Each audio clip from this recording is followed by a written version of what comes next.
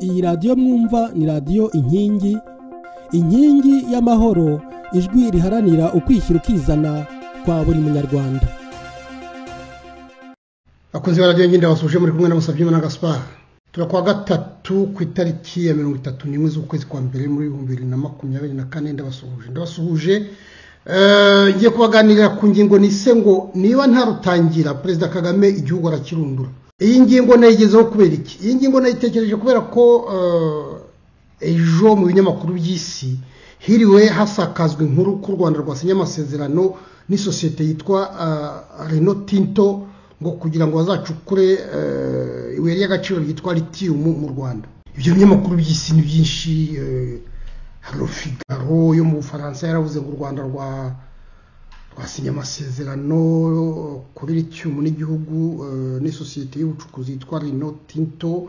Iyo nkuru yasuwemo n'ijwi rya Amerika, yasuwemo kandi na RTL Info y'Ababiligi, usanga urayibona no muri Jeune Afrique, urayibona mu aho byandika mu binyamakuru byandika mu Cyongereza nka Space Daily, urayibona muri Media Africa, urayibona muri Barons, aho bavuga ko ayo masezerano hagaririwe na witwa Yamina Karitanyi. Yamina Karitanyi, iyi ni foto ye tubona mu kinyamakuru Kanape cyo kuri cyejo kuri 20 cyejo undi kuri 29 z'ukwezi kwa mbere. Ngo ni utegeka rero Office Nationale des Mines, ni ukuvuga ikigo gishinzwe ubucukuzi n'amabuye y'agaciro. Reka mbabwire mbere ko tureba ririya buye ryitwa lithium, reka turebe iriya societe yitwa Renault Tinto. Societe Kigugu yashinzwe mu 1873 ishingirwa muri Espagne. Ubu rero akaba ari societe ihuriho na cyane n'ibihugu by'Abongereza na Australia. Ikaba rero iri mu bihugu 50 ku isi. Urumva ni igihangange ni cyane. Ikaba kandi icuruza mu y'agaciro yose aho ashobora kuva kagera ntawe na rimwe idacuruza. Ku isi rero ni ifite uruhare rwo gucuruza amabuye y'agaciro. Ku migabane 5 yose y'isi ifite biriya bya aluminium, ikagira amabuye yose, cuivre, diamant, zahabu, ubutare bundi. Ibyo byose mbese irabikomatanyije. Mu isi ifite amasosiyete 80 mu bihugu 50 by'isi. Murumva nyine ko ni societe nini cyane. Iriya societe rero izwi cyane niba mwabonye aya masezerano u Rwanda rwasinye nayo ibinyamakuru byose byayavuze. Nuko byatangaye kubera ko bizi ku Rwanda kuvuga ngo lithium muri mu Rwanda. Urumva ibyo binyamakuru kuba biriya nkuru byayisimbukiyeho nuko harimo ikintu kitumvikana. Avuga ati se u Rwanda lithium rwaba bayigezeho rute? Hanyuma noneho ukavuga ruti iriya Renault Tinto ko tuzi ko ari societe izwiho kuba yaracukuye ubutare na biriya bya lithium ahantu henshi ikagenda yamaganwa, kuko lithium twongera tubisubiremo niwe ry'agaciro rifite akamaro kenshi cyane kubera ko niryo bashyira muri aya mabuye y'isitimu. Biriya biri imbere nibyo bita lithium, nibyo bashyira muri aya mabuye uretse y'isitimu nari bavuza muri radio ni lithium. Niyo bungu bashyira muri zira za telefone zigendanwa, kirya buye bacomeka rigafata umuriro kugira ngo zikoreshe telefone ni lithium. Ubu rero noneho ryagize agaciro kubera ko hasigaye hari imodoka zitwarwa n'amashanyarazi zigomba kugira ibuye naryo basharija bashyiramo amashanyarazi kugira ngo imodoka ishobore kugenda. Cyane naho ruzingiye ubu ngubu isi yose irimo irarwanira kugira ngo iricukure, kugira ngo iricuruze, kugira ngo irishyireho ibiganza, kuko niho amafaranga y'isi ubu ngubu yose niho abarizwa. Iriya societe rero Renault Tinto kuva yatangira abaturage aho yagiye icukura hose bagiye bayamagana. Niko byagenze muri Espagne mu 1848. Abaturage baravuze bati uyu mukungu guterwa na lithium umaze kutumarira imyaka yose ngo yarumaga. Abaturage bakarwara inkorora, bakarwara cancer. Mu 1980 barongeye hari ikirwa cyitwa Bougainville bayicukuyemo naho abaturage barabatera hejuru. Mu 2020 muri Australia barabicukuye naho abaturage batera hejuru, ndetse icyo gihe basenye ahantu babicukuye, basenye n'ibintu byarangaga umurage gakondo w'abantu batuyeho itareza aborigene. Icyo gihe ngo byarasakuje, ndetse umugabo witegeka atanga imihoho. ubu ngubu rero iriya sosiyete kubera ko ifite amafaranga menshi ahantu hose igeze iracukura kubera ko ifite amafaranga iragenda igaha abategetsi akantu ubundi bakayireka igacukura abaturage bagasakuza bikaba ibyusa niko ikora nta iyo ugeye mu mateka yayo usanga ariko bimeze ni sosiyete rero ubu ngubu ni rukomatanya irimo abashinwa irimo abanyamerika irimo aba-Australia irimo abakanadiya mbese ni sosiyete rukomatanya ku buryo iyo uyisukiriye nyine biba birangiye iraza ikanagutegeka kuko ntabwo wayivirira ni sosiyete ifite amafaranga ifite n'abantu bakomeye mu isi yose ku buryo nyine icyo ishatse kigeraho ntabwo abaturage mbabwiye ko aho yanyuze hose barasakuje rubura gica babura kirengera byagenze bite rero u Rwanda rwasinyanye amasezerano ejo bundi kuri 29 z'ukwezi kwa mbere ayo masezerano nayo umuntu yavugaho nacyo ngira ngo niyo mpamvu na biriya binyamakuru byagarutseho ntabwo wasobanura ukuntu Rino Tento uyu mwanya isinya amasezerano n'u Rwanda ari amasezerano nta numwe wigeze yacirigera nta ari abadepite nimwe yigeze mwumva bayavugaho ari se impuguke z'u Rwanda zigeze ziyaceshura ngo zirebe niba ayo masezerano u Rwanda icyo ruzungukamo n'iki ariko nyine nkuko bigaragara iteka niyo mpamvu navuze nti Perezida Kagame natagira rutangira u Rwanda rarurundura ejo bundi agiye Davos ku itariki ya 16 y'ukwezi kwa mbere muri ku kwezi rero niho yabonanye na bari abagabo bategeka iriya societe yabonanye nabo rero murumva babonanye kuri 16 z'ukwezi kwa mbere none nyuma y'ibyumweru bibiri basinya amasezerano murumva rero ko yarababwiye ati muzaza ati ngiye se hari ikibazo nukuvuga rero ko yaraje yabwira uriya mudamu nababwiye witwa Yamina Karitanyi ati abo bantu ni musinyi barasinya rero ubu nta uzi ayo masezerano kirimo nta uzi Yamina Karitanyi yaravuze ngo birabyerekana nyine ko Rwanda rugiye gutera imbere ko bagiye kubona amafaranga ariko se byahebye ukajya amafaranga bazabona sinzi niba na ya mafaranga y'injyankurye kandi noneho bimwe nababwiye nuko Perezida Kagame abanyarwanda araza akabaturaho ibintu nkabiriya ntabuze uko byagenze ariko kubera byabindi hari umuminisitiri muri Kenya wavuze ati ibyo Perezida Kagame avuze bibaye itegeko nawe araza akavuga ati bari abantu bari Rino Tento mu basinyire bikaba byarangiye abanyarwanda ntabwo ari ubwa mbere baturaho ibintu nkabariya yabatuye habafuga kumva umunyarwanda mu kanya gake bati ngaba bavuga muraza muturane kuvuga uti si mwavuga abavuga turaturana gute bataba ngaba bavuye muri Israel muraturana bataba ngaba bavuye muri Libya muraturana ejo bundi rero mwabonye ko ku kibazo cy'impunzi z'abongereza nuko bamukomye mu nkokora ariko nazo zari zigiye kuza zigaturana n'abanyarwanda nibyo byose rero bavuga ariko icyo nababwira nti Kagame apfa kubyemera birangiye uriya mugabo Rishi Sunak sindimo mubyemera sinzi niba mubyibuka muri ariya masezerano yari yasinye n'u Rwanda ayasinya n'u Rwanda twavuze ko ayo masezerano nayo baje bakayatura aho ngaho bagasinya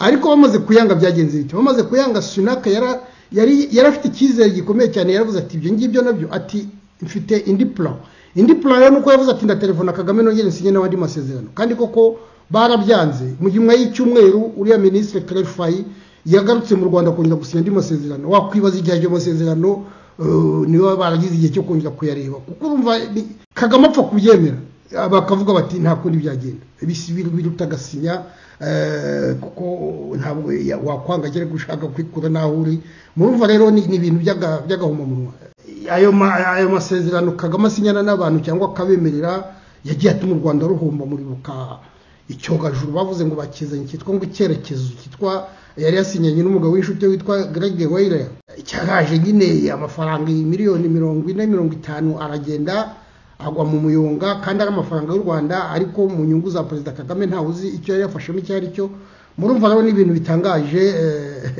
iki cya Greg imbara nabonye ahantu rwose yavugaga ati u Rwanda rwahombeyemo yerekana Kagame ari kumwe n'uyu nguyu Greg Weyler ubona mbese bavugana nk'ari inshuti nibyo rero Kagame aragenda akavuga ati ni ngewe nta wundi ugomba kuvuga nariya amasosiyete nariya n'ibihugu mpuzamahanga bikomeye niyo mpamvu bimukunda bikomeza kumushonyagiza nuko bavuga bati iyo tumubwiye ni nk'uwo mwanya ni nk'akamashu nta wabaza bariya abantu rero bashaka amafaranga bakunda abanyagitugu nk'abariya kuko ntabwo babagora baravuga bati hariya aho birahita bigenda biranyuramo icyuma rero ni amabuye hari ibihugu biyacukura koko ariko ni ibihugu bifite ubwinyagamburiro yacukura kure y'aho abaturage batuye igihugu cya mbere gifite ayo mabuye ni Chili. Muri Chili bayacukura aho bita muri Cordillère des Andes, ni ahantu hari ibitare bidatuwe, ni ahantu kure cyane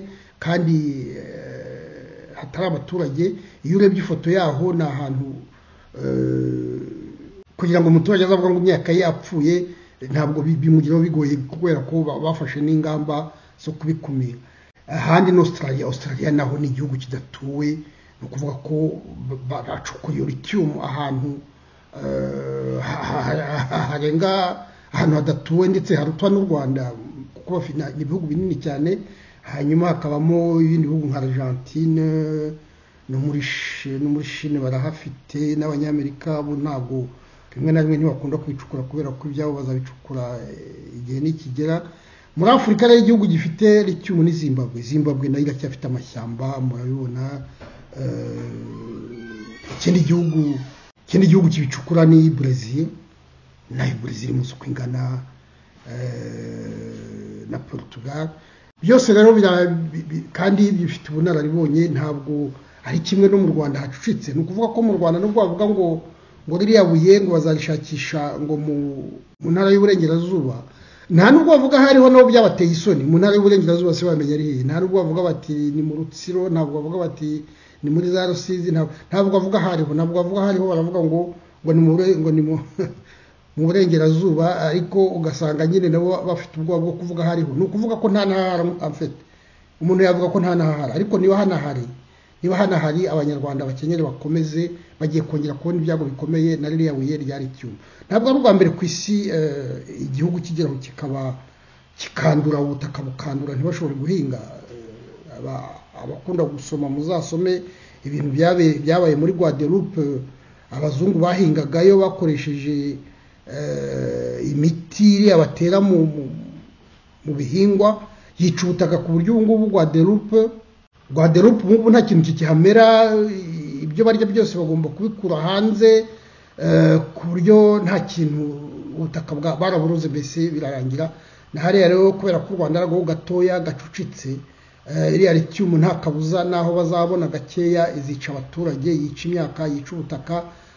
U Rwanda rwose musange rworamye mu myaka, nibagira aho babona mu myaka 10-20 u Rwanda nta kintu kizaba kihera, ndetse na za kanseri zaba zaribasiye abaturage bose, n'abana bavuka bazaba bamerewe nabi nk'uko byagaragaye ahantu bacukura ariya mabuye. Ariko ibyo byose urumva mwenyewe yarangije kubyemera. Niba yarabyemerera aravuga ati uzongera kuvuga nzamugorufanya. Bose rero bimwe wa mudamu yavugaga ati abantu bose baba bafite ubwoba, ngubu barimo barasinya, ariko barasinya batazi n'icyo basinya. Ntawe wigeze wiga ingaruka zabyo ngo avuga ati nyawe nta hantu ni hatoya, ntabwo ririya buye ibyuka byayo umukungugu uvamo uzaturangiza. Nta n'umwe wagira icyo abivugaho. Kagame ntabwo yabahaye umwanya wo kugira ngo abivugeho, kubera ko niwe utegeka, niwe ukiza, niwe utanga, niwe ugaba, niwe unyaga. Ni ukuvuga rero ko Abanyarwanda baracyafite ingorane zikomeye cyane kubera ubu butegetsi bw'igitugu. Reka tugere kuri Zimbabwe. Ndashaka kubereka nyine aya masezerano ya Rio Tinto na Zimbabwe. Zimbabwe ni ifite ririya buye ry'agaciro. Nkuko nabibabwiye ejo, Kagame bamuhisemo nk'umukomisiyoneri kubera ko bamubwira kemera. Ni ukuvuga ko iyo sosiyete Rio Tinto ntimugire ngo ni ikindi, niba irimo ivuga iti reka dusinye amasezerano ya lithium, barimo barihekesha ibyo bintu byo kuvuga bagiye kuyacukura mu Rwanda. Ariko uko bigaragara nuko aho babonye amabuye muri Afurika ni muri Zimbabwe. Zimbabwe rero iyo urebye Kagame yakomeje kuyototera buhoro buhoro, ariko nukuvuga ko iriya projet Kagame n'abari abagabo bayitangiye kera. Zimbabwe ubu ngubu hari umuperezida witwa Emmerson Mnangagwa. Emmerson Mnangagwa iyo umubonye aravugana na Kagame usanga arimo amwongorera. Kagame usanga yaramusomye mu bwonko, kubera ko Emmerson Mnangagwa ngo yaravuze ngo nabajije perezida Kagame ngo mbarize inshuti ze, ngo nshakire mu nshuti ze ngo amafaranga yo kugira ngo dukore amashanyarazi ngo mu gihugu cyose mu giturage. Urumva Zimbabwe nkuko Zihimbara abivuga, Zimbabwe irakize pe, irakize, ntabwo y'agaciro idafite. Zimbabwe ifite ifite zahabu, ifite izo za lithium, ifite diamant, ifite ubutare, ifite yewe Zimbabwe ifite za platine. Zimbabwe nta kidafite. Ariko ngo nabajije Perezida Kagame ngo ndamwinginga ngo anyingingire inshuti ze ngo washakira amafaranga. Kagame rero murumva babwiye ko niba iyi sosiyete rukomatanya ku isi yose yagize ari cyangwa ni nk'akamashara telefona aramubwira ati umva rero we Emerson Nangwangwa amafaranga miliyoni 800 nayabonye yo kugira ngo dushyira amashanyarazi mu gihugu hose.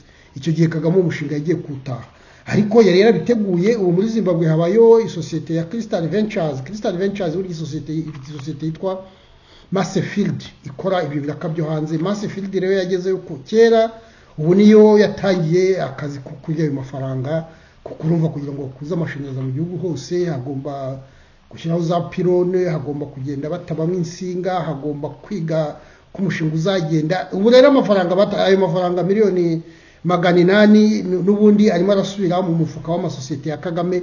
Urumva rero ni bya bindi byo gutera ibuye rimwe ukica inyoni ebyiri. Kagame nibyo yakoze.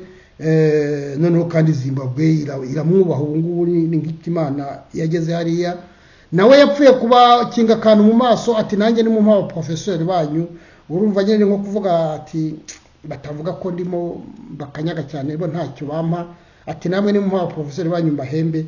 Nuko rero abaprofesseur bigisha icyongereza ba Zimbabwe baje mu Rwanda nuko yari amaze kubona kariya kantu ririya soko rigaragara, kandi noneho bakavuga bati Kagame yaduhaye isoko, ariko byahebye kajya murumva aho byanyuze. Iyi sosiyete Rio Tinto ni ukuvuga ko inyuze kuri Kagame irimo irambaraye kuri ariya mabuye. Yarambarayeho kubera iki? Nababwiye ejo ko muri Afurika hatangiye kuza ikintu kimeze nka courant. Abantu batekereza bakavuga bati ariko se abazungu ko bakomeje kudukanyaga, uwagira Afurika nayo ikigenga tukareba uko ubukungu bwacu tubukoresha. Abo bantu rero abazungu ntibagishaka kuza ngo baze bavuge bati reka turaje tuje kubabaza. Basigaye banyura kuri Kagame kandi bigakunda. Mwarabibonye Abafaransa bashaka kugira ngo gazi yabo muri Mozambique bayirinde, banyuze kuri Kagame. Hariya muri Central Africa bashaka gucukura diamant naki banyuze kuri Kagame. Ubu ngubu bamuhaye ahantu acukura muri province 5 mu ntara 5 mu ko ari heje. Muri Angola bashatse gucukura diamant banyura kuri Kagame na bene wabo. Ubu ngubu bafiteyo ibinombe bya diamant byinshi cyane. Muri Mozambique bacukurayo bya bauxite. Nababwije ubundi bauxite kuko iya societe Rio Tinto nayo icuruza na bauxite, nabwo ko acuruza amabuye yose. Nabyo twabishyira muri ruriya ruzinduko Perezida Kagame na Colonel Dumbuya bakoreye mu Rwanda. N'ibihugu bifite bauxite mu rwego rwo hejuru. Ni ukuvuga rero ko bari abantu bategeka iya societe Rio Tinto yabonanye nabo i Davos. Ibyo byose barabivuze kuko bari mu muhezo, ntawamenye uko byagenze, ariko nibiri. Noneho rero Zimbabwe ubu ngubu uko bigaragara kose ari amasezerano niba yasinye. Ni ukuvuga ko iriya Masefield ni ukuvuga ko yarambaraye kuri zira za mine za lithium. Irimo rero ubu ngubu niyo igomba kuba ifite ijambo. Noneho rero bakavuga bati Nelson Mangwangwa naberetse nyine iriya foto ari kumwe na Kagame, usanga ni umusaza afite imyaka 80 kandi aherutse kwitoresha binaniranye cyane biruhije kuko yagize amajwi 52%. Urumva rero yari hafi gutsindwa. Imyaka 80 rero wenda aravuga ati nyuze kuri Kagame akambira ati gira utya nanjye ngire ni nyawo umwe agafata kundi agafata ke. Aravuga ati aya masaziro yanjye imyaka 80 wenda nagira icyo nsigira abana n'abuzukuru. Murumva mbese nibirebire iyo bigenze kuri ya haba harimo inyungu nyinshi, ariko ziragaragara.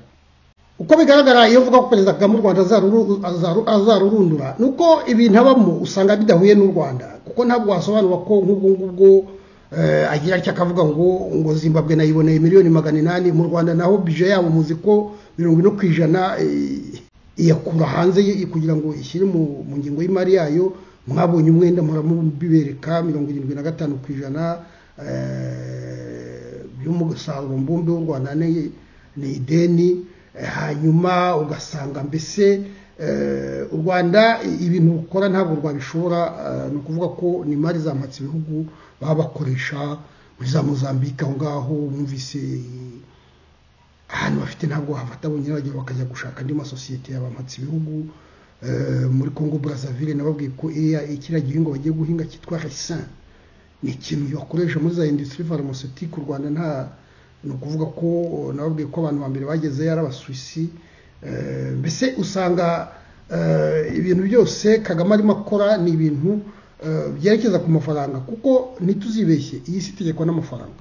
Kagame rero ibyo yarabyumvise, ikibazo nuko abikora mu nyungu ze, igihugu kigakomeza gukena, abaturage bicwa n'inzara, imishahara iri hasi, ibiki.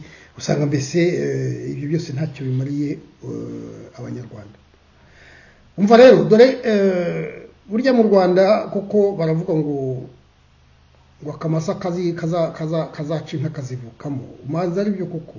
Buriya murabona ko hari umugabo wanditse igitabo cyitwa gutyo, uriya mugabo wo muri Canada, Gasana Garikani, ngira ngo yari yarabibonye, kuko urabona ari yawe ryari cyumure maze kuba barimo bavuga.